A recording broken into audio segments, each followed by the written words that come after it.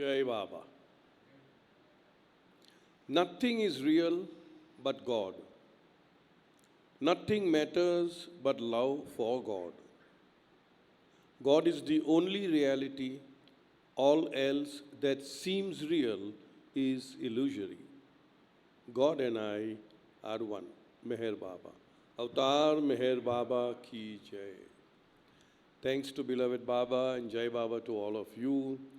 We are reading God Speaks. We are on part 8 and page number 76, paragraph number 8. And today is 20th of April. Date is not necessary, but all the same, just so that we follow it serially. All right, go ahead. Because God is the everything and the infinite, the opposite of the everything, which is the nothing, must be most finite. Therefore, the nothing is latent in the God is state as the most finite, or in the infinite state of God, which is the everything, there is latent the most finite state of the nothing.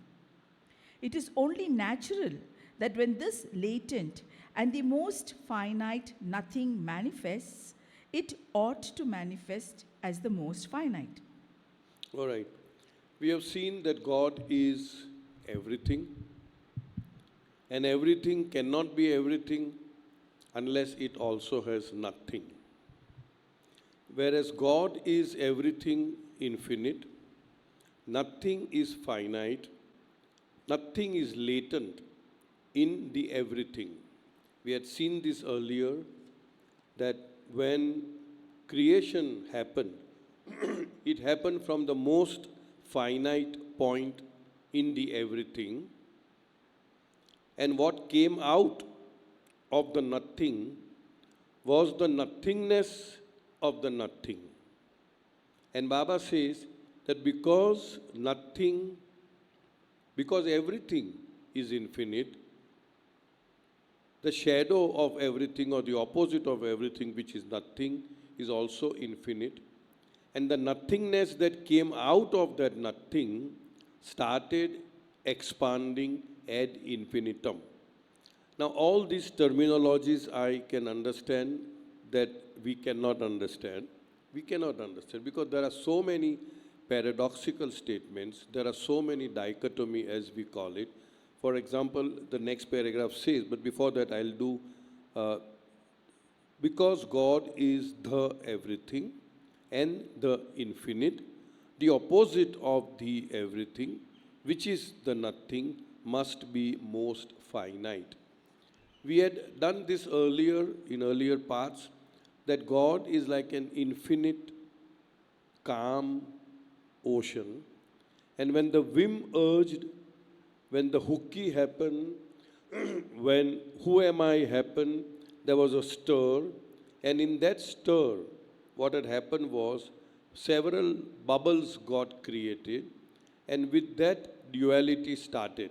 So here, when God is everything, which is oneness, the opposite of that is duality. Therefore, the nothing is latent in the God is state. We have seen before that God is state, is where God is and consciousness is not. What we also call the Paratpar Parbrahma state or Varaul Vara state or the beyond state of God. So here Baba says, therefore the nothing is latent in the God is state as the most finite, or in the infinite state of God, which is the everything, there is latent the most finite state of the nothing. It is only natural that when the latent and the most finite nothing manifests, it ought to manifest as most finite. As I said earlier before the beginning of the chapter, that there are areas, and Baba himself said, that there are areas which are beyond the intellect. So at that time I had said that we just gloss over it, we just pass over it and come to a point where we can understand something.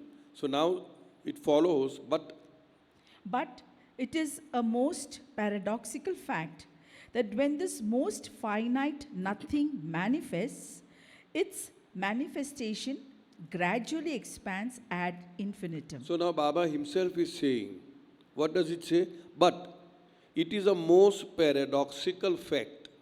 Paradox. Opposite to Opposite, yeah. When this most finite nothing manifests, it is most finite. When this most finite nothing manifests, its manifestation gradually expands ad infinitum. Ad infinitum would mean endlessly, never endingly. It is most finite. That is why these paradoxes will keep coming as we continue to read.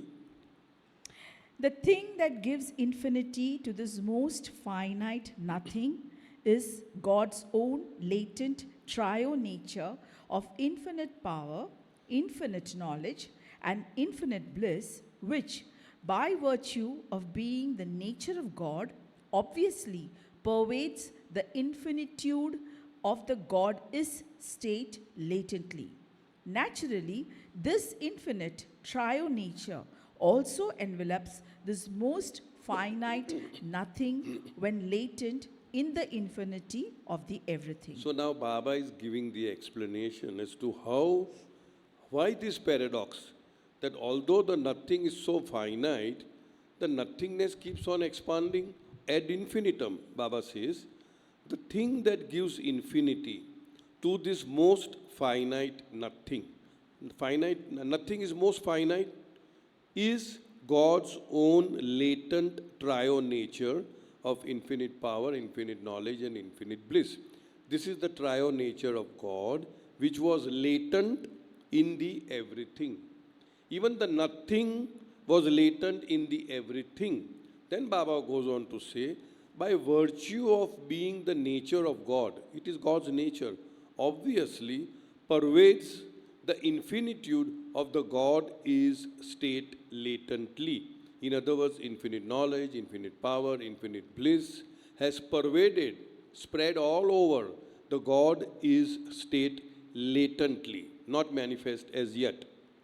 Now Baba says, naturally, this infinite triune nature also envelopes this most finite nothing, which latent, When when latent in the infinity of the everything.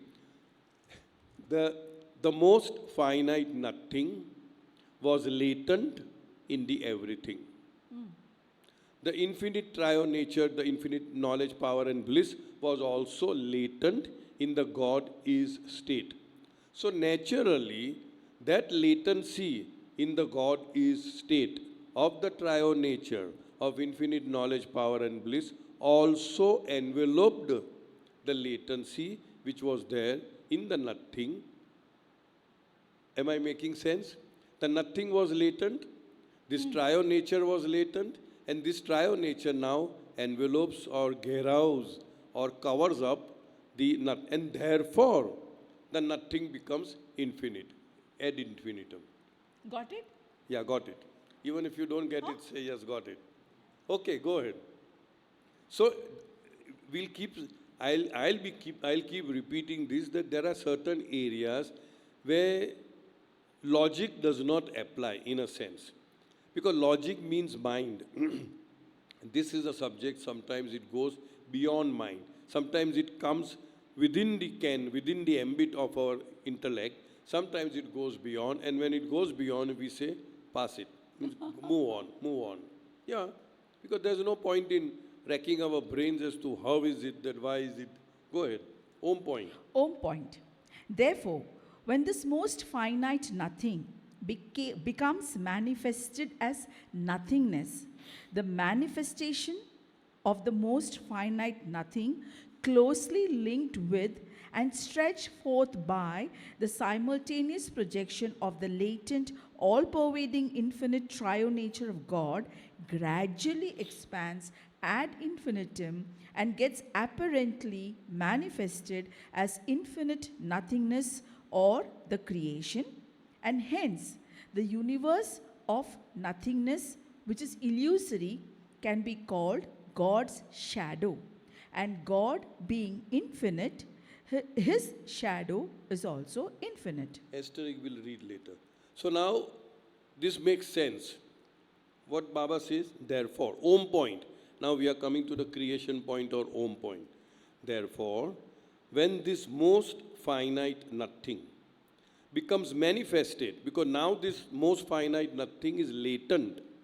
Now when it becomes manifested as nothingness, the manifestation of the most finite nothing closely linked with, it is very closely linked with the everything, closely linked with and stretched forth by the simultaneous projection of the latent, all-pervading, infinite triune nature of God gradually expands ad infinitum and gets apparently manifested as infinite nothingness or creation.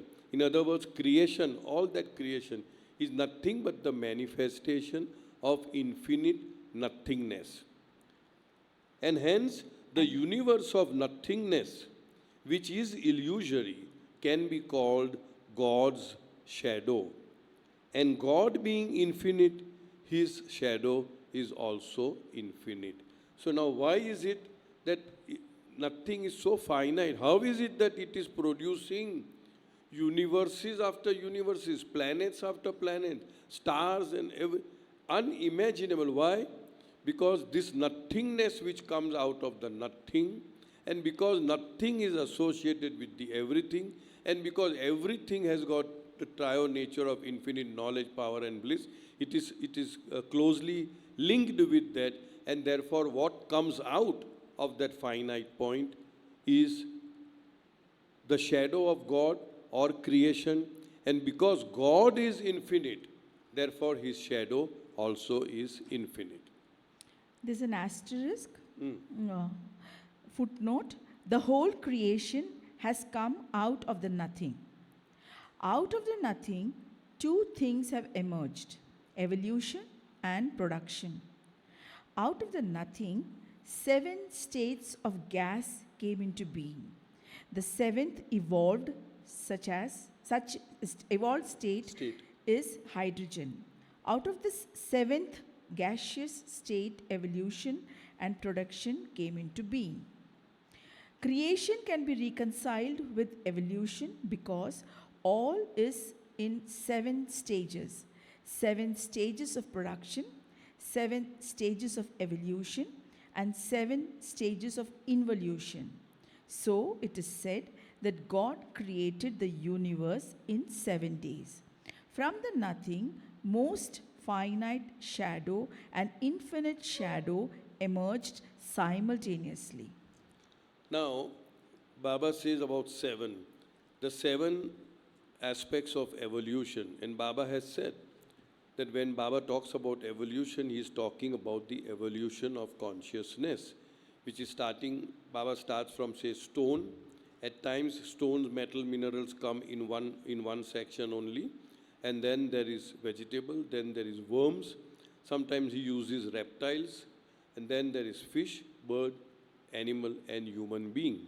So these are the forms, this is the production, and the evolution also. So evolution precedes the form that we have done earlier also. Then there are 7 stages of involution, from plane 1 to plane 7. Plane 1 to plane 6 is in the domain of illusion, duality, and plane 7 is the domain of reality. So here Baba says that now this is to be understood from the nothing, most finite shadow and infinite shadow emerged simultaneously. I can't explain this particular one, but my understanding is when we read the 10 states of God, we will come to that, we realize that simultaneously infinite unconsciousness and infinite consciousness came out. So when we come to that, we will understand it more closely, how infinite unconsciousness and how infinite consciousness can come out simultaneously. Infinite unconsciousness became the beyond God state in state 2A. When we do that, we'll come to it. And infinite consciousness state comes as state to be. So both these consciousness came about simultaneously with the creation. But when we come to it, we'll understand it in a more detailed way. When it manifests, the nothing, which is most finite and latent in the everything, projects out from a most finite point in the everything, where the nothing as the most finite is embodied. Embodied means represented. I'll read this again. We'll go paragraph by paragraph, it becomes a little easier. When it manifests, the nothing, which is most finite and latent in the everything, projects out from a most finite point in the everything, where the nothing as most finite is embodied or represented. In other words, what Baba is trying to say is, in the infinity of things, in everything, there is also a point which is most finite, and when nothing manifested, it manifested from this most finite point, which is called the creation point or the Om point. And although the point is finite, what came out or oozed out and kept on oozing out was the nothingness of the nothing. And because nothing is linked to and associated with the everything, and since everything is infinite, what oozed out, what we call as nothingness, as the shadow of God, is also infinite. The most finite. The most finite point from where the nothing projects out as nothingness is called the creation point or the Om point. This creation point is naturally also in the everything, which means in God, in the beyond state. It's okay. So the most finite nothing projects as the creation out of the infinite everything through the most finite creation point into the infinity of the infinitude of the God is state. Go ahead. In short, when the most finite nothing gets projected as nothingness through the most finite creation point, which is also the infinity pervaded by the infinite triune nature of God, the projection of the most finite nothingness, closely linked with It is and a repetition, upheld by the all-pervading infinite triune nature of God, gradually expands ad infinitum and manifests apparently as infinite nothingness or as infinite creation. 1959 and chart 2. We may come to that. So Baba is very repetitive in a sense that we try to understand. Again, the same thing what Baba is trying to say is that there is this everything, in that everything there is a finite point, nothing, from that nothingness came out, and nothingness is infinite because it is related to, joined with, connected with the triune nature of God. The Vim, Go. the Vim or anybody has a question? Yeah, Om point. yeah. That is Where is Om point? Where? Where? At home. No, Om, Baba said, Om. yeah. Baba But said, that there is some that is very different. Java, Sumatra, Java, somewhere here that was the starting. in Yeah. Asia. In Asia. In Asia. Asia. And that is why Baba had also once said that most of the avatars, they are born in Asia for a simple reason that the home point is very close to his home. And so he just has to take one step and he's there. That kind of thing. Yeah. But these are all, very esoteric aspects. Thing is that several people say several things, so that's why I was asking you. It says what? Several people say several things, so he asked. For Baba home had point. said this. For Om point. Ah, That's ah, why I said. Baba had said Somebody said it is in the president's house or something like that. I have heard it. I પૂછ્યું તમને. Sorry. No. Chart 2. This one, original Vim. Yeah. All right. But it will take a little The time, Vim- but no, the Vim or Lahar. The cause which led the most finite nothing, latent in the infinite everything, to manifest itself as infinite nothingness is the original cause called the cause. This cause is just nothing but the whim or leher of God. This original whim can also be called the first word uttered by God, Who am I? It's also called a hooky. You know, hooky means a whim. You know, there's no logical explanation as to why the whim occurred, when will it occur, or when did it occur, how did it. No, it's a whim. You just out of, we call it a urge or a hooky, it just happened.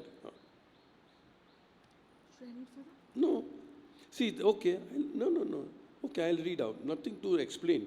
The cause which led the most finite nothing, latent in the infinite everything, to manifest itself as infinite nothingness is the original cause called the cause, capital C-A-U-S-E, cause. The primal word also it is called who am I, it is called, many names. This cause is just nothing but the whim or lahar of God. This original whim can also be called the first word uttered by God, who am I. The infinitude of the God is state made God absolutely independent, and by virtue of being absolutely independent, it is but natural for God to exercise his infinite whim to experience and enjoy his own infinity. To exercise a whim is always the mark of an independent nature because it is whimsicality that always colors the independent nature. Whimsicality, when you are independent, when you have got everything, God has everything. He is in a sense whimsical. He can just do anything. And so he wanted to know. See, in the God is state, which is the first state, we have done it. It is like a sound sleep state where God is, but consciousness is not. And latent in that was everything that is foreseeable, everything that we can imagine, it is all there, latency. And the whim was also latent inside, otherwise it would never have urged. So this whim, for no apparent reason, it just, what should I urge? It just came out. And that is what Baba is trying to say. God being the infinite, he is independent. Anything can happen, anything he would like to do. So this hooky came out, the whim came out, who am I? And that is how the whole journey of creation and evolution and everything got started. It is the original infinite whim which is responsible for giving cause to the latent all that was of the nothing to manifest as nothingness. So this original infinite whim, urge to know, who am I, lahar, hooky, whatever word we use, this original infinite whim, which is responsible for giving cause to the latent all that was of the nothing to manifest as nothingness. Everything except for the infinitude of the infinite God, everything was in it. And everything was of the nothing, and everything was latent. The moment this cause erupted, the nothingness started coming out of the nothing as the creation. You can say how the seed, Mic tree me. is latent in the seed. Sorry? How the tree is latent in the seed like that creation. Okay, Soumya is prompting me to say, I don't know why she is shy to say in the mic, just as how the tree is latent in the seed. What was that? What the Savyata Chakmak mein, what is that? Light. How the ag or light is latent in the chakmak. How the oil is latent in the till. How the tree is latent in the seed. In that same way, the latency of creation, which is nothing but the nothingness of the nothing, was already latent in the everything, in the God is state. You can say that way. But before God exercised his original infinite whim to make manifest the latent all that was of the nothing, this whim of God was itself latent as the nothing in the everything of the infinitude of absolutely independent God in the God is state. We have already done. How is it? We have already done this. That the vim was also latent in it. If the vim, everything was latent in the everything. And everything that was of the nature of latency was of the nothing. That means everything that you see in creation, you see anything in creation, totally it is nothing. It is an illusion. It is a dream within a dream. It has no real astitva. You have a question? No, okay. So again, I'll repeat this.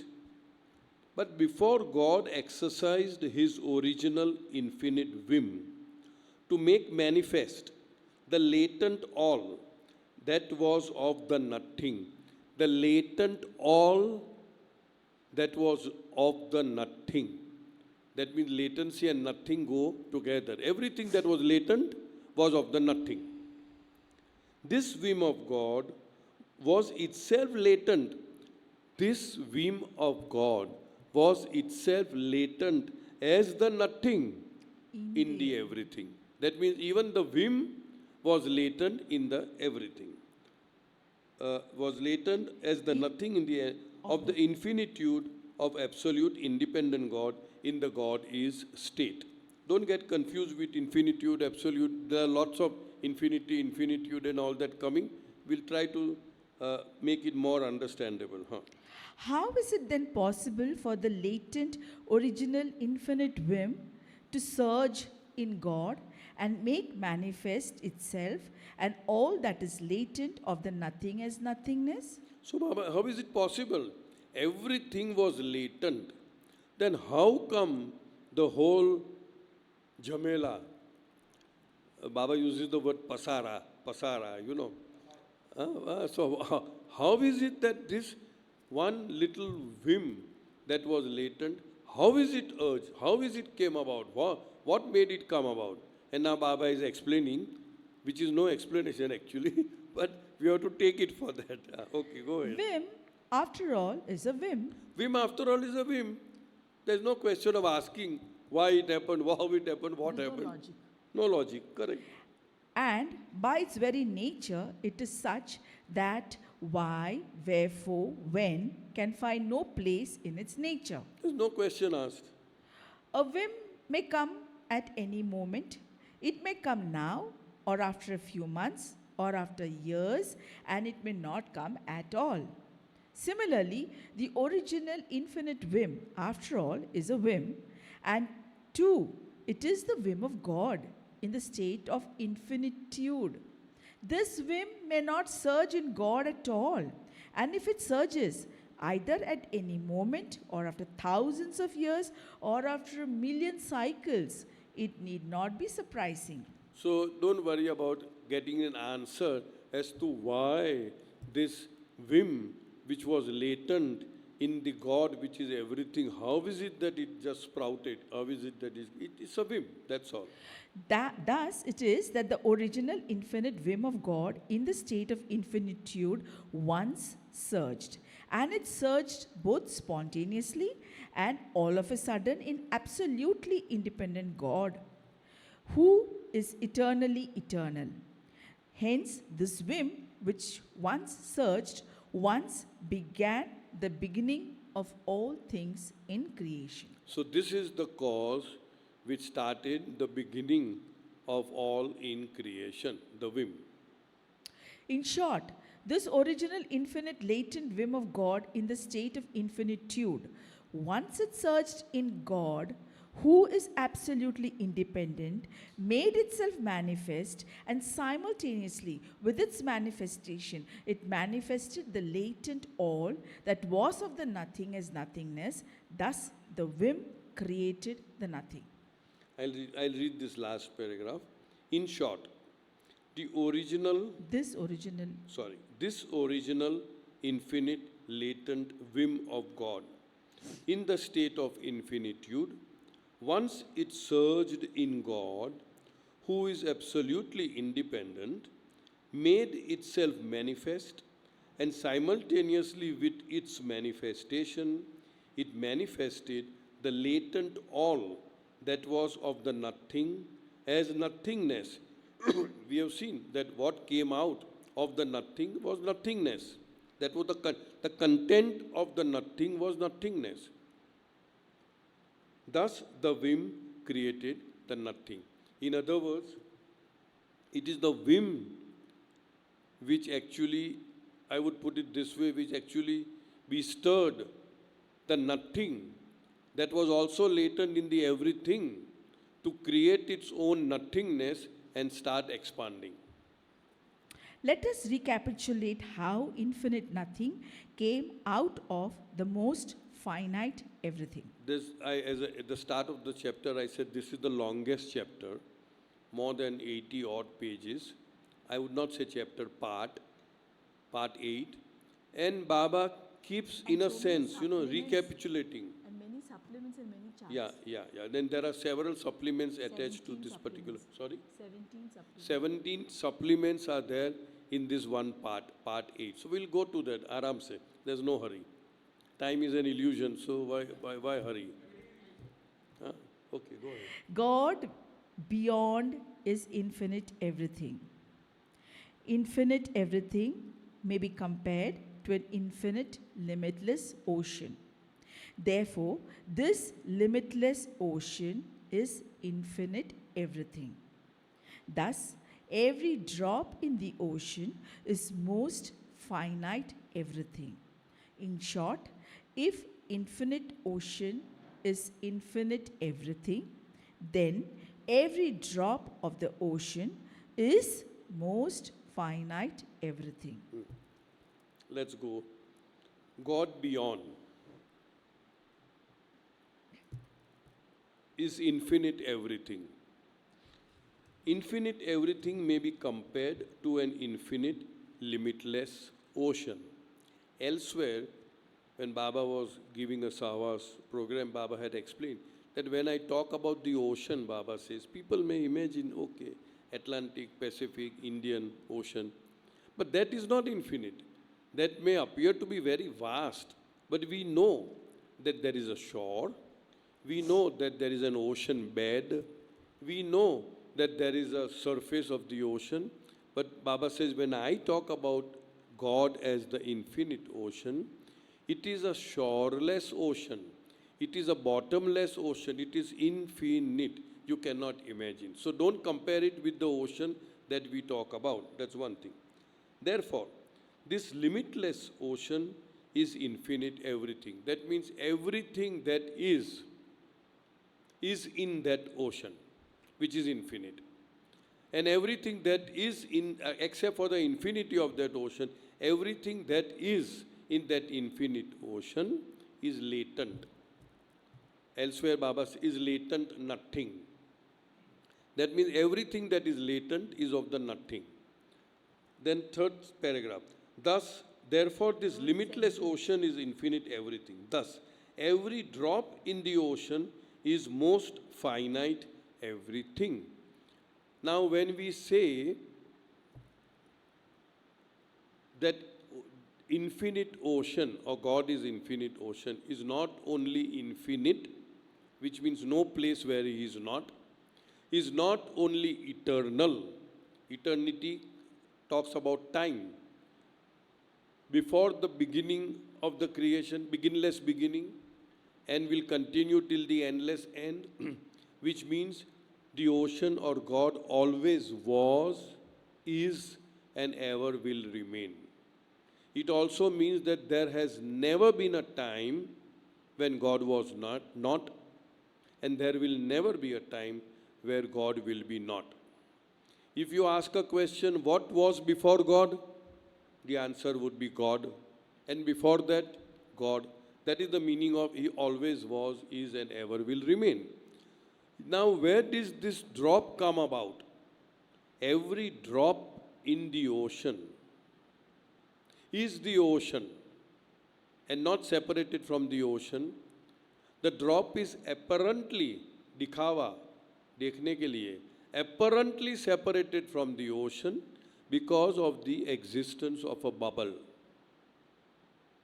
Where did this bubble come from?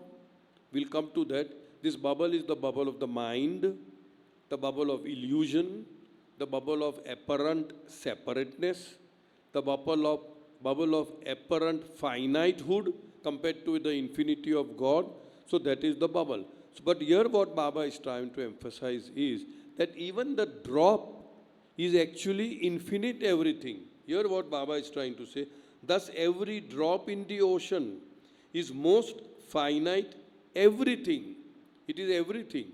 Because God is not only infinite and eternal, He is also indivisible. The ocean cannot be divided. You can apparently divide it. In an earlier session we had done that there is air in this room, there is air outside, there is air in the garden, there is air in the dining hall, there is air in the toilet bathroom, there is air in this cup. The same air. Now if I cover this, then the air inside, if it has consciousness, the air will think that I am only this much.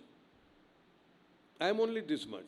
So it will have an apparent separation from the air outside because of the existence of bubble of that cover. I have covered it. But in truth, in reality, we are all one in God and all as God for all time. Never, ever, ever can we be separated from God because God is indivisible, cannot be divided. Then what makes us feel separated? The bubble of ignorance, illusion, caused because of samskaras, because of mind, because we think we are separate from God. So that is what Baba is saying. Thus every drop in the ocean is most finite everything. In short, if infinite ocean is infinite everything, then every drop of the ocean is most finite everything. It is not that it is nothing, it is everything. So it cannot be separated from the ocean. Before the whim surges in the limitless ocean, and before creation is manifested, the creation point, Om point, through which the creation is ejected, is itself in the limitless ocean as infinite everything, because prior to the surging of the whim, perfect tranquility prevailed and pervaded the limitless ocean. There was no question of drops of the ocean, and there was no separateness. This was limitless ocean. There was limitless ocean as infinite everything. I'll read it again so that it becomes a little more. Before the whim surges, the whim is there. Where? In the everything. How? Latent form, latency. Before the whim surges in the limitless ocean, and before creation is manifested, the creation point, Om point, through which the creation is ejected. The word used is, it is ejected. It's like thrown out. Elsewhere, Baba talks is oozed out, oozing. Ejected is itself in the limitless ocean as infinite everything. So everything is in that limitless ocean, infinite ocean only, otherwise it cannot be there. If it is not there, it can't come out. I'll repeat. Om point through which the creation is ejected is itself in the limitless ocean of infinite everything, as infinite everything, because prior to the surging of the whim, perfect tranquility prevailed and pervaded the limitless ocean. There was no question of drops of the ocean, and there was no separateness. Before the urge came about, it was absolutely tranquil. In earlier chapters we had done, that original absolute vacuum state. We had done that. Tranquility, absolute tranquility. There was limitless ocean as infinite everything. So there was no separation, there were no drops. It was just a tranquil, quiet, steady ocean. But The ocean did not know I am the ocean. Ocean did not know I have got infinity. Ocean was not conscious. There was no consciousness. Everything was in it. Infinite knowledge, infinite power, infinite bliss. All latency, all nothing, all nothingness in the nothing, everything was there, but there was no consciousness that it was there. At the instant when the whim surged in the infinite everything, the creation point or Om point manifested as most finite everything. So, with the resurgence of the whim, automatically, now how? No answer. Automatically, the Om point got created in the infinity of the as the most finite everything. I'll read the. At the instance when the whim surged in the infinite everything, the creation point or Om point manifested as most finite everything. Infinite nothing was latent in the infinite everything, but when the whim surged, the infinite nothing got manifested through most finite everything, which is the Om point. I suppose we are able to follow gradually. I'll repeat. Infinite nothing was latent in infinite everything. That we know. But when the whim surged, whenever, wherever, the infinite nothing got manifested through most finite everything, which is the Om point. The Om point got created, and the infinite nothing, which was latent in the infinite everything, got manifested. Thus, through the most finite everything, the infinite nothing is ejected gradually, manifesting itself as expanding ad infinitum. So the most finite, it just kept on expanding ad infinitum. Even today, scientists are baffled as to how there are so many, you can't even imagine there are so many, we have a solar system, we think that, oh, Earth and, Mercury, Venus, Earth, Mars, etc. But there are so many solar systems, there are so many suns, which are so huge that, that millions of solar systems like ours can get into one sun of that. So you can imagine the vastness of creation. It is unimaginable. Simultaneously, with the projection of the latent nothing and with the manifestation of nothingness, the consciousness which existed as nothing, latent in the infinitude of the God is state, also got projected and manifested itself gradually as the consciousness of God and made God experience himself as God the creator of all the things that projected out of a state of the everything as nothingness. So now I'll repeat. Simultaneously with the projection of the latent nothing and with the manifestation of nothingness, the consciousness which existed as nothing. So even consciousness existed as nothing in its latency in the everything.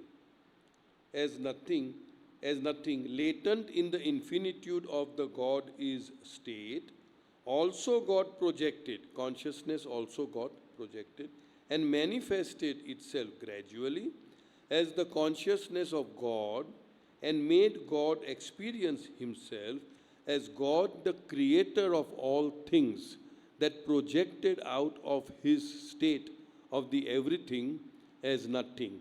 Now when we talk about, sorry? Nothingness. Now when we talk about God as the creator, when we do the charts, where's the chart reference? There's no reference to chart. Is there a reference or not? Anyway, we'll come to that. When we talk about the 10 states of God, there is one state, which is the God is state, or the Paratpar Parabrahma state, or the beyond state of God, or Vara ul Vara state, or Gaheb ul Gaib state. That is one. Then we have second state of God, which is the beyond state of God, which is called the Paramatma. In the beyond, we have got state 2A, state 2B, and state 2C when we do that. Now there is a third state, which is the state of the creator, which is the emanator, the preserver or sustainer, and the destroyer or dissolver, which is in state 3, and we call it Brahma, Vishnu, Mahesh. So when we come to, We've got to do this chart. but no, but where is after the this. reference? No, this No, reference. original Vim. Okay, chalo. The Soumya wants that we should do the chart now. We'll do the chart, okay. I think chart is there or no? State? Is the original Vim, yeah.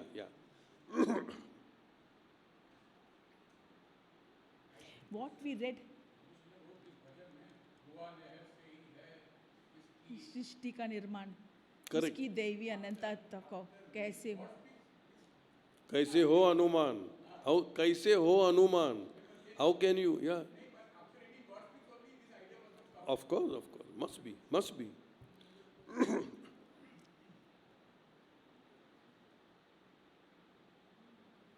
Are we having over there? Or we can postpone that also, huh? Because it's a huge chapter.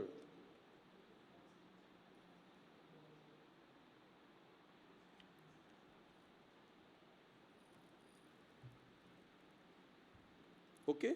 All right. Now, if you see the chart, it's called chart 2, the original Vim. Let us try to understand as much as we can in this, okay? The first top is beyond God state. That is the God is state. Here it is mentioned as is state, unconscious of self and of illusion. That means in the state 1 of God, which is called beyond the beyond state of God, as I said, Vara ul Vara, Paratpar Par Brahma, God is, but consciousness is not. So here it is written unconscious of self, that means unconscious that I am God, and also unconscious of illusion, because at this point there was no illusion created. Creation came much later. Then the second is the beyond state of God, that is state 2. Now here, conscious of self and 3 infinite aspects. Which are the 3 infinite aspects? Infinite knowledge, infinite power, and infinite bliss. But unconscious of illusion. No pattern or design, since there is only oneness. Now, in my limited understanding of things, the beyond state of God, as I said, has got 3 compartments, 2A, 2B, and 2C. And when it is written over here, that conscious of self and the 3 states, I would assume that Baba is only talking about the 2B state of God in state 2, which is equivalent to maybe Paramatma, Allah, that way. Then we have God as the creator, the preserver, and the destroyer. Now God, who is what we call as the Brahma, Vishnu, and Mahesh, now this God has 3 attributes, that of emanating, that means creating, sustaining, that is preserving, and dissolving or destroying, right? In the Vedantic term, as we know, is Brahma, Vishnu, Mahesh. In Sufi terminology, it is called Afridgar, Parvardigar, and Fanakar, right? In this particular state, Brahma, Vishnu, Mahesh, it is written, this particular aspect of God, which is state 3 of God in the 10 states of chart, he is not aware or conscious of himself as God. He is only conscious of the illusion. So here it is written over here, conscious of illusion, because he is the creator, preserver, and destroyer of what? Of illusion. But he is not conscious of himself as God. And then there is an illusion. You can see so many illusions, same pattern and design, but innumerable and varied forms of display. In illusion, evolution is there, reincarnation is there, involution, many patterns, different forms. When Baba was once asked that there are so many creatures which have not now gone extinct. They are not there. The dinosaurs, and there must be so many million others of which we do not even know. So how is it that the evolution will progress? And Baba said that it doesn't matter howsoever, extinction may happen in the creation, in the creatures, the evolution of consciousness will make sure that it evolves by assuming a lot of multiplicity of forms. In other words, we have these hybrid forms and all. So in short, what I understand is that that is not a inhibition, or that will not stop the consciousness from evolving further and further. It will find its way to evolve further. Now, down below we have original whim surged and God as creator, preserver, all that is. Because of the original will. Yeah. Creator is himself created, preserver is himself preserved, destroyer is himself destroyed. In other words, in my understanding, in this aspect of God as the creator, he also becomes the creature. He becomes everyone and everything. He creates himself, he preserves himself, and he dissolves himself. So this was chart 2, the original whim. When we see now, this is not composite, this is not all inclusive, and therefore certain areas are left out. When we complete the whole thing, then we'll realize, oh, this is what it means. Right? Elsewhere, Baba uses the word Ishwar, where he says that Ishwar is an unconscious God. That way. He is not conscious of himself as God. He is only conscious about the creation. And some example that was given that he is like, he blows a balloon, a big balloon. He is creating. But his focus is on the balloon, and his focus is not on himself. And that is how he is not self-realized. Yeah, self-conscious, that way. But that will come to when we come to. We'll go step by step, gradually. Whereupon, gradually gaining full consciousness, God, in the state of creator, became entangled in the maze of the most finite nothingness, found as infinite, stretched out and upheld through his own infinite triune nature. The paradoxical irony is that the infinite itself of God makes it infinitely difficult for God to escape the false apparent infinity of nothingness, which goes on expanding ad infinitum through the closely linked infinite triune nature of God, which is infinite power, infinite knowledge, and infinite bliss. I'll read this again. The paradoxical irony is that the infinity itself of God is so infinite, makes it infinitely difficult for God to escape the false apparent infinity of nothingness, which goes on expanding ad infinitum through the closely linked infinite triune nature of God, which is infinite power, infinite knowledge, and infinite bliss. We have done a part of it that because nothing is very closely linked with the triune nature of God, which is everything, and therefore the nothingness of the nothing also is infinite. And here Baba says, because of this infinity of the apparent nothingness, God himself is trapped in that infinity. Am I making sense? I'll repeat this. The paradoxical irony is that the infinity itself of God makes it infinitely difficult for God to escape the false, apparent infinity of nothingness. This infinity is of nothingness, but he gets trapped in, we are all trapped into that infinity, nothing, which goes on expanding ad infinitum. The latter part we have already done. Why? Through the closely linked infinite triune nature of God, which is infinite power, infinite knowledge, and infinite bliss. In other words, we all are God. But as Baba says, we are all trapped in the infinity apparent infinity of this nothingness, and we think that this is the reality, that this is the truth, and we have got trapped into it. That's how I would interpret.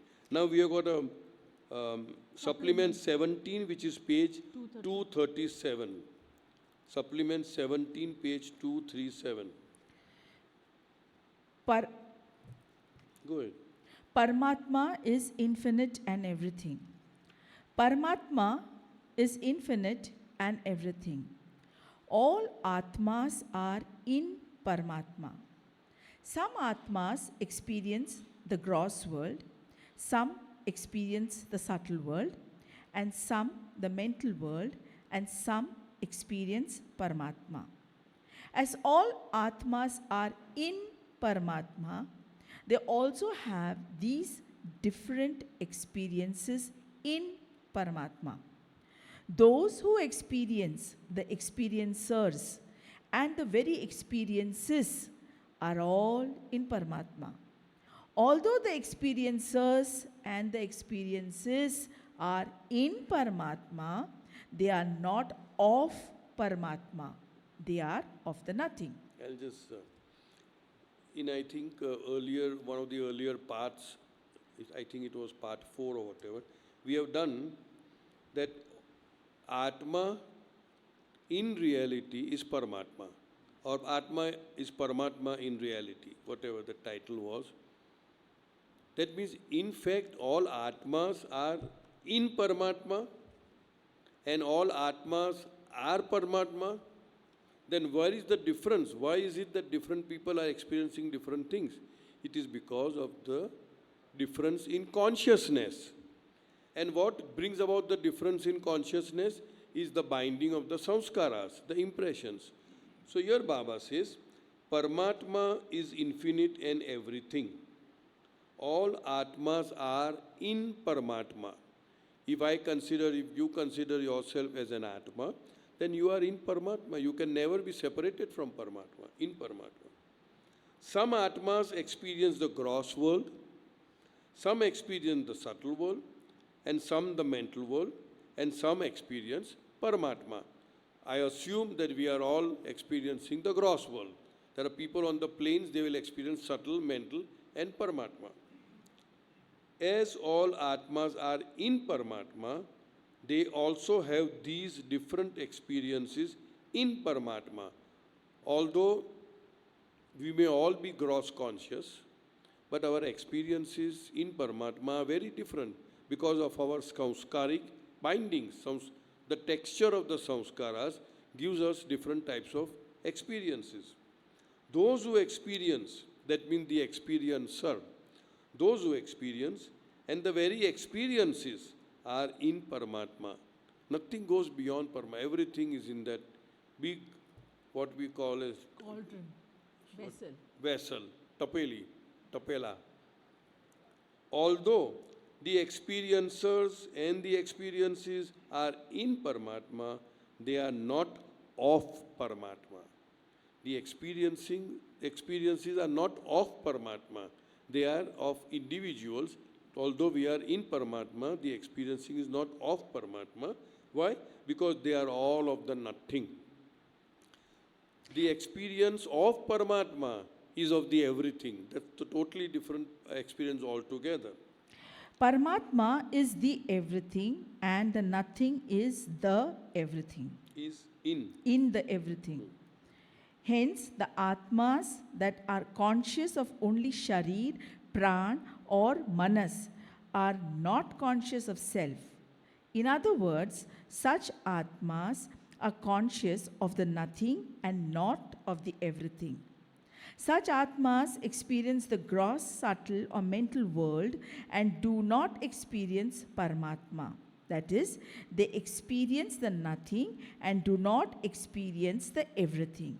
Therefore, it can be said that the Atmas that are in Paramatma are not conscious of the self and are not experiencing Paramatma, but they are conscious of the nothing and are of the nothing and they experience the nothing. These Atmas identify themselves with the nothing so realistically that they apparently become nothing. Every being is nothing personified. All beings and things are personifications of the nothing, that is the everything. That is in the everything. That is, sorry, Baba. That is in the everything. So here, earlier also we had done that there are three spheres, gross, subtle and mental. They are in illusion.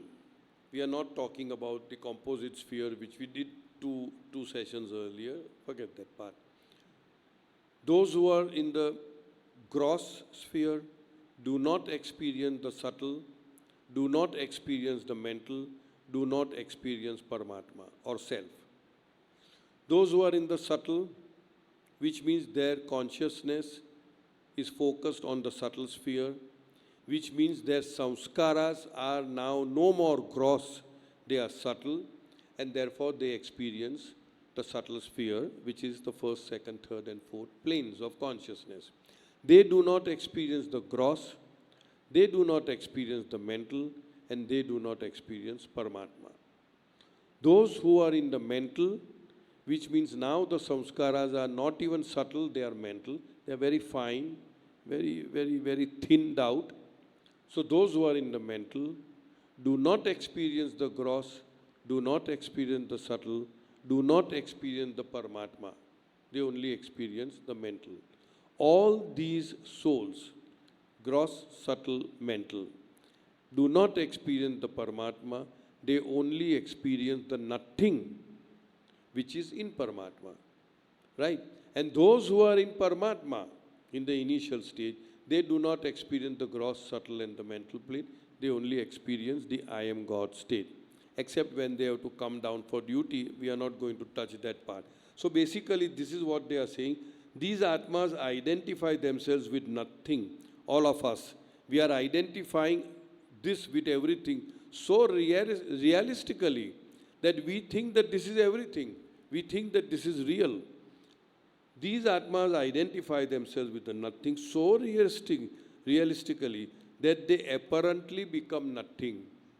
We are actually apparently nothing, but we are actually everything, but we experience ourselves as nothing. These Atmas identify themselves with the okay. Every being is nothing personified. All of us are nothing personified. All beings and things are personifications of the nothing that is in the everything. So in other words, we are always and at all times and for all times in the Paramatma, never separated. We go back now to Page 80. page number 80. But this entanglement is absolutely necessary in order that God, in the infinitude of the God is state, should gain consciousness fully and completely for himself and of his infinite reality, and in this way experience consciously his unbounded, unlimited, infinite, triune nature of infinite power, infinite knowledge, and infinite bliss. So here what Baba is trying to say, this experience of nothing, nothingness, of being nothing, is extremely important for us to appreciate and experience the everything after having experienced everything concerning the nothing. Making sense? Okay. Why? Even this book, when we started this book, God Speaks, is dedication you dedicated to whom? Dedicated to the universe, the illusion that sustains the reality.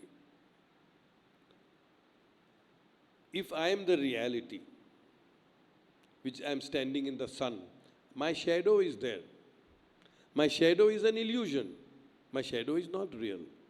So the universe or the creation is an illusion, and Baba is giving so much of importance to the illusion that sustains the reality, the illusion that gives experience of the reality.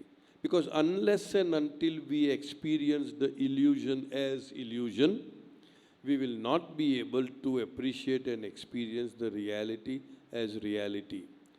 The oft repeated, and I keep repeating, that's my part of being, you can say. Example given by Baba himself, that supposing there is a bird flying in the air, freely flying, roaming this, and you are able to communicate to the bird and you are saying, oh, how lucky you are free, you are enjoying freedom. Bird doesn't understand doesn't experience what is freedom. So what you do? Catch the bird, put it in a cage. Let the bird experience bondage. Let the bird experience what not being free feels like. Keep the bird in the cage for X number of whatever, hours, days, years, ages, whatever. And then free the bird. Now, when the bird is freed, the bird is able to appreciate and experience freedom as freedom. And in the same way, all of us have to go through this rigmarole of bondage, of suffering, of old age, of dying, of reincarnating, which is all an illusion. But this illusion is absolutely necessary in order to finally experience freedom, which is, you can say, mukti, moksha, realization, whatever it is. So here Baba says, but this entanglement, binding, is absolutely necessary in order that God, in the infinitude of the God is state, should gain consciousness fully. Originally in the God is state, God is, but consciousness is not. So in order that God in the God is state gains consciousness consciously, it has to go through all this process of evolution, reincarnation, involution, and then final realization, and aha, now I know I am free, that way. But this entanglement is absolutely necessary in order that God in the infinitude of the God is state should gain consciousness fully and completely for himself and of his infinite reality, and in this way experience consciously. The basic aspect is consciousness. That means the whole of this journey is to go from unconscious divinity to conscious divinity. Divinity is always there. Even in the beyond state, God was divine with all the powers, infinite knowledge, power and bliss. But what would he do with that when he is not even conscious of himself? So in order to experience consciously infinite power, knowledge and bliss, he has to go through this entire rigmarole. To experience consciously his unbounded, unlimited, infinite, triune nature of infinite power, infinite knowledge and infinite bliss. So this whole entanglement, the whole of creation is very, very essential. At some other point we had mentioned that creation is nothing but a divine incubator. It's an incubator in which the consciousness of the soul incubates, gradually becomes perfect. And that is the role of everything in creation has but one purpose: to make you realize that you are yourself the creator. That is the purpose of creation. The purpose of creation is to make you finally realize that you are the creator. At the moment, we think we are the creature. We are created by a creator. But when we finally end up the journey, we will realize that myself is the creator and there is nothing else existing besides me. Everything is just a shadow. It has no matlab, no meaning. The fundamental fact is that full consciousness, once gained, can never be lost. It remains eternally, regardless of whether that consciousness, fully gained, is the consciousness of the false nothingness experienced as real, or whether that consciousness is the consciousness of reality itself. This is a very important statement. Baba says, consciousness once gained can never be lost. Irrespective. Today, as men, as women, we have achieved full consciousness. But this full consciousness is of the false. We think that this is all real, but it is false. So Baba says the whole will to be conscious at the original state, fructified, bears its fruits in the very first human form. That means in the very first human form, consciousness is full, whole and complete. It has served its purpose. The only thing is now consciousness is shrouded and covered by impressions or samskaras which has to be weeded out. There is no such thing as retrogressive consciousness. In several other religious books it may be mentioned, it may have been mentioned, that if you lead a very, whatever, negative life, evil life, sinful life as a human being, then in your next birth you will be born as an animal or bird or whatever it is. But Baba says it's an impossibility. Consciousness is always progressive. Once you are in the human form, you never go back to any other form except the exception of the misuse of powers on the fourth plane. We have done that earlier. So here what Baba is trying to say, the fundamental fact, it's a fact, is that full consciousness once gained can never be lost.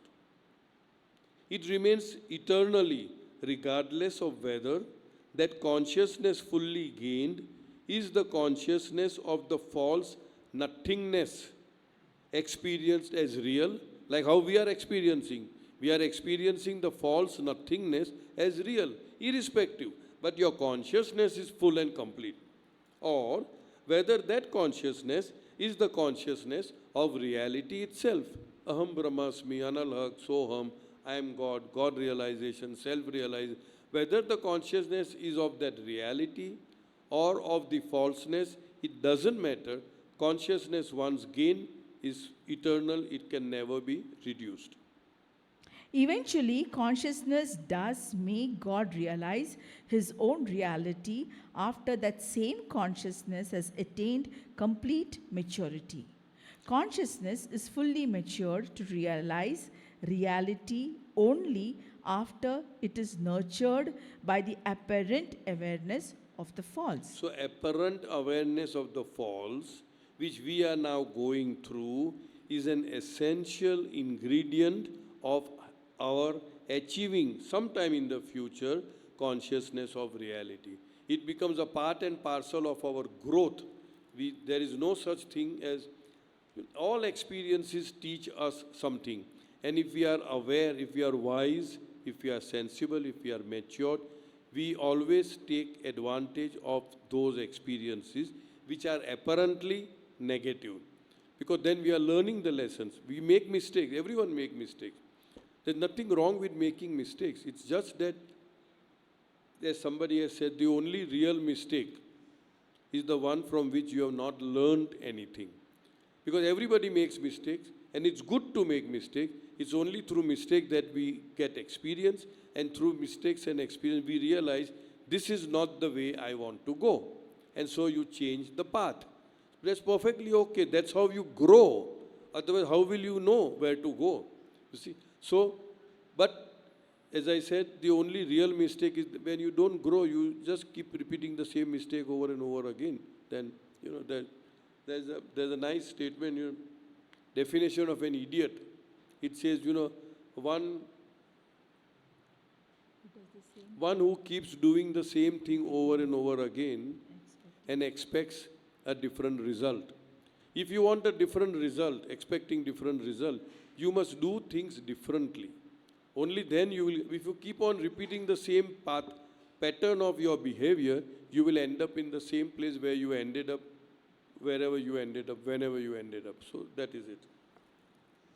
This awareness of the false is real becomes so intensified during the course of the evolution of consciousness that the consciousness steeped in false awareness makes God aware only of the false, which is experienced by God as the real.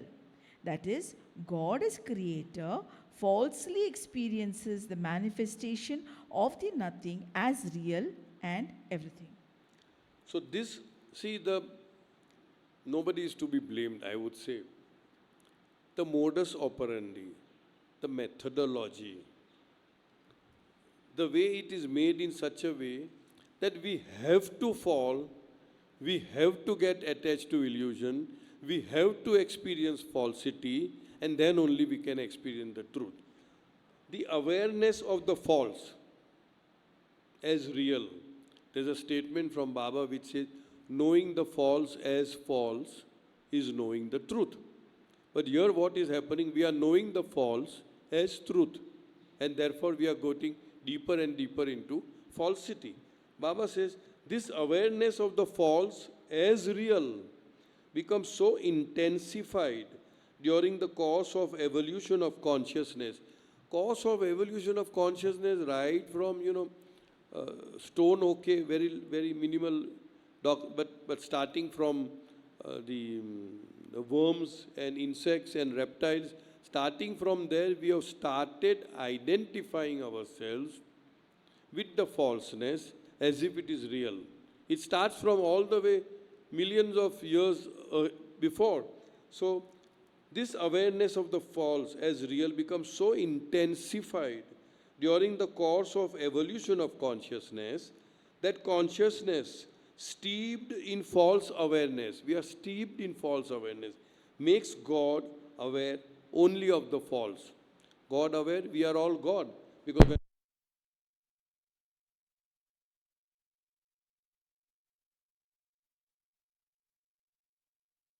what does he talk? He says, God in the vegetable form, God in the insect form, God in the birds, fish, bird, animal form. So here also it is God in the human form, which is experiencing this falsity as the reality.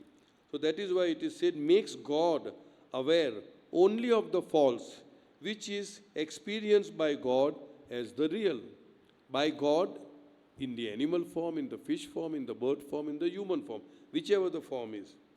That is, God as creator falsely experiences.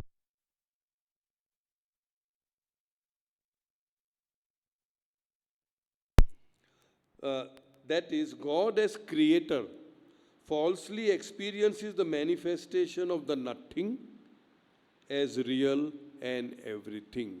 Whatever we are thinking, whatever we are feeling, whatever we are speaking, whatever we are doing is of the nothing.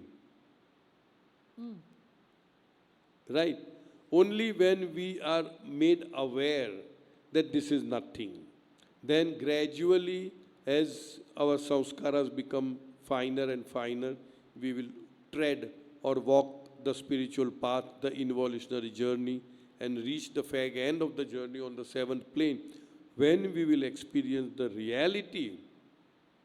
At that time we will realize that all this was just a dream, all this was just a shadow, it was nothing into nothing. Baba himself says, keeps on telling, this is all a dream, this is not a reality.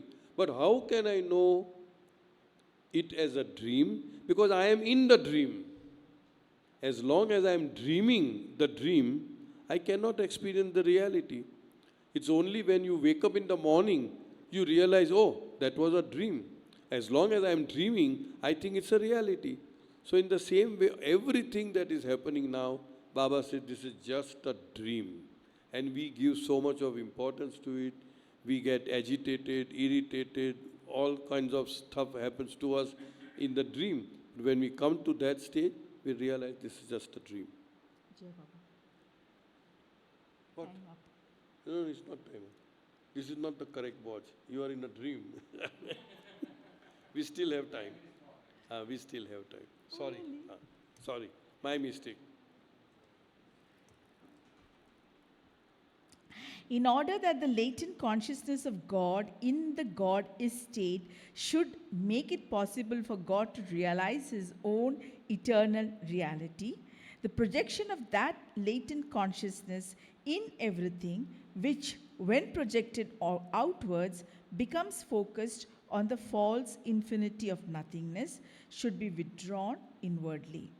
By such an inward withdrawal, the focus of the same consciousness becomes centered on the infinity of everything from which it had projected outwards and given rise to the experience of infinite nothingness rather than the experience of the infinity of everything.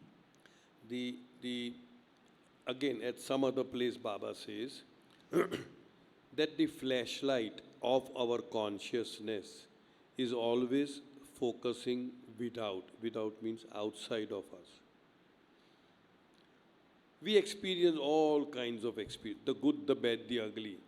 We have been sinful, we have been virtuous, we have been man, woman, Easterner, Westerner, of various religions, of various nations. How stupid it is, in a sense, of all people to fight against each other. If they were to realize that if I hated a certain community, maybe I was in that community in my past birth, or maybe I will go into that community in my next birth. There's nothing to hate. Or if one nation is at war at the other, Baba has said that in fact, I think we read it in God Speaks. Was it God Speaks? Yeah. That no nation is at war because we are all one actually. It's only because of the stupidity, of the illusion, of the self-centeredness, of selfishness, of I, my, me and mine, that all these problems occur. The moment the self-centeredness is given off, automatically there is no war, there is no fighting. It's all love, it's all peace, it's all oneness. But we are in Kali Yuga, as they say. So the flashlight is outside. That means I am experiencing all that is outside, all that is gross, all that is matter, right, materialistic. Then after experiencing for maybe several lifetimes, I lose interest in that. I said, I have done everything. I have been a king, I have been a beggar, I have been a man, I have been a woman, I have been very virtuous, I have been very vicious and all that. Then the flashlight, the power in the flashlight becomes dim. It no more wants to focus on outside. It is gradually turning towards me. Now I am seeing the world. Finally, I have to see myself. You see, so that is how it works. The rarefication or the weakening of the gross samskaras automatically transforms or transmutes into subtle samskaras. And when I am fully subtle samskaric in a sense, I would supposed to be treading the spiritual path. I would be on first plane, second plane, third plane. And that is how the progress happens. So here Baba says, in order that the latent consciousness of God in the God is state, it was latent, we have seen that, should make it possible for God to realize His own eternal reality, the projection of that latent consciousness in everything, which when projected outwards become focused on the false infinity of nothingness, should be withdrawn inwards. The focus now should be withdrawn inwards. That is why many people say, look within, be within, whatever. Basically what it means is, the outside is false, the within also is false to a very great extent till the sixth plane of consciousness. But at least it is the pathway to go to the reality. Should be withdrawn inwardly. By such an inward withdrawal, the focus of the same consciousness becomes centered on the infinity of everything, from which it had projected outwards and given rise to the experience of infinite nothingness rather than the experience of the infinity of everything. In short, what Baba is trying to say is that the focus which was outside, which was on nothingness, should gradually focus within to the everything. As said before, when the projected consciousness withdraws inwards or undergoes full and complete involution, that nothingness which was once experienced as reality automatically vanishes for the consciousness which is now focused completely on the eternal reality of the infinitude of God. Wait 1 minute. I'll repeat. As said before, when the projected consciousness withdraws inwards or undergoes full and complete involution. Involution is the tariqat, is the path to God realization. There's another Vedantic term, I'm not getting it anyway. So, once there is full involution, which means now I have reached the seventh state of, I'm awake. Today I am sleeping, I am dreaming. When I wake up in the morning, where is the dream? It's gone. It's not there anymore. You can't again say, okay, let me get into the dream. You are already awake now. So in the same way, when this full involution takes place, and when we realize the I am God state, all this automatically just falls off because it was never there. It was never there. Okay. As said before, the projected consciousness withdraws inwardly. Yeah, correct. Or undergoes full and complete inward. That nothingness, which was once experienced as reality, automatically vanishes for the consciousness which is now focused completely on the eternal reality of the infinitude of God. In other words, as I gave the example, when I wake up in the morning, where is my dream? There's no dream. So when I wake up in reality, where is all this gross, subtle, mental creation, everything just vanishes because it was never there, it was just nothing. In short, there is no new consciousness to be attained to realize reality, the eternal. It is the same consciousness latent in the everything, which, when it emerges out of the nothing, first gradually evolves and associating with the nothingness, then experiences the nothingness as real. When the evolution of this consciousness is complete and full, the same consciousness makes God experience the false nothingness, which expands ad infinitum as real and infinite. Again, when the same full and complete consciousness reaches full and complete maturity through its own involution, it realizes infinite reality as the only reality and gives God the experience of his own real and eternal infinite state. so I'll just read and explain this paragraph and then we stop because we are almost at the end time. In short, what Baba is trying to convey is there is no new consciousness. The consciousness which started evolving from the most finite, you can say gases, stones, metals, etc., and became full in the first human form, that same consciousness goes through the reincarnation process, which I call thappars, thara thar, thara thar, where the consciousness undergoes a lot of roller coaster rides.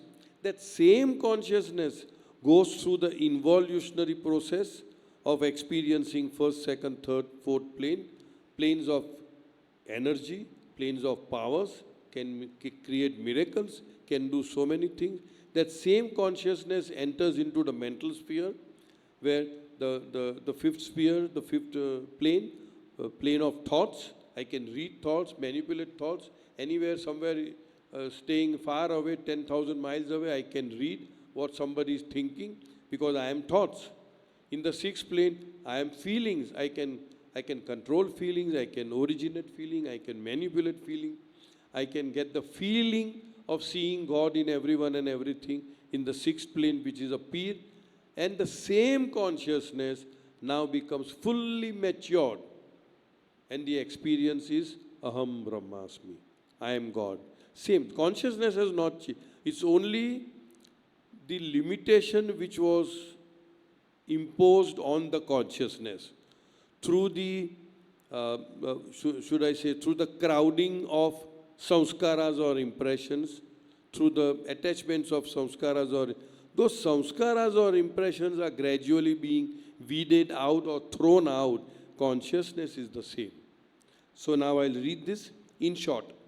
There is no new consciousness to be attained to realize reality, the eternal. It is the same consciousness latent in the everything, which it emerges out of the nothing, that is the starting point, first gradually evolves and associates with the nothingness, like metals, minerals, fish, bird, and etc. Then experiences the nothingness as real. I'm so attached, I'm so deeply involved in the nothingness that I don't even get a thought that this is an illusion. I think this is a reality. As real, when the evolution of this consciousness is complete and full, which means in the first human form, the same consciousness makes God experience the false nothingness, which expands ad infinitum as real and infinite. As a human being, I think this everything is real. Again, when the same full and complete consciousness reaches full and complete maturity, maturity means the seventh plane, maturity through its own involution, that means the spiritual path, it realizes infinite reality as the only reality and gives God the experience of his own real and eternal infinite state. So now the soul, apparently separated soul, experiences the I am God state. I think we stop here. Any questions? Yeah, it is 6:01. Any questions to ask? Very simple. Very simple. Okay. All right. Thank you, Baba, and thanks to all of you. We are Naman- meeting tomorrow at 4:30 again, same time, same place. Just have one comment. In the starting of today's session, we were discussing about the whim. So obviously, we being human cannot compare, cannot understand what whim is, but it is, according to me, is like God's, or you can say eternal mood swing. Yeah, whimsical. He's used the word Whimsicality. whimsicality. He's used the, yeah, correct, mood swing. That is why we are also becoming moody sometimes. you So know. mood swings of mood swings. Yeah, yeah. Correct. And then You can name anything, but it is that. And there's no logical why it happened that way. there's another example that Baba gave. There's a small boy walking by the water body, and he takes a stone and he pelts a stone to the water and the ripples get formed. Why did he do it? So it's like that, just like that. Because he was a little boy. That's why. So that's also Anyway, Baba's given. so we are making an attempt to read God Speaks because Baba wished that we read God Speaks. Anything that you understand over and above reading is a bonus. Just take it as a bonus and say, thank you, Baba, thank you, No, Baba. so the Like that. agitations we will go through, but when we keep reading nothingness, nothing, we realize that we should not hold on to these agitations or, the ecstasies also to heart. So to that extent, this book will serve its purpose. Thank you, Baba. Yeah, but actually it gives us an insight, okay, this is nothingness, and this is something that is real. So then, you don't cling to it like. Avatar Meher Baba ki Jai. Jai Baba. Thank you, Baba.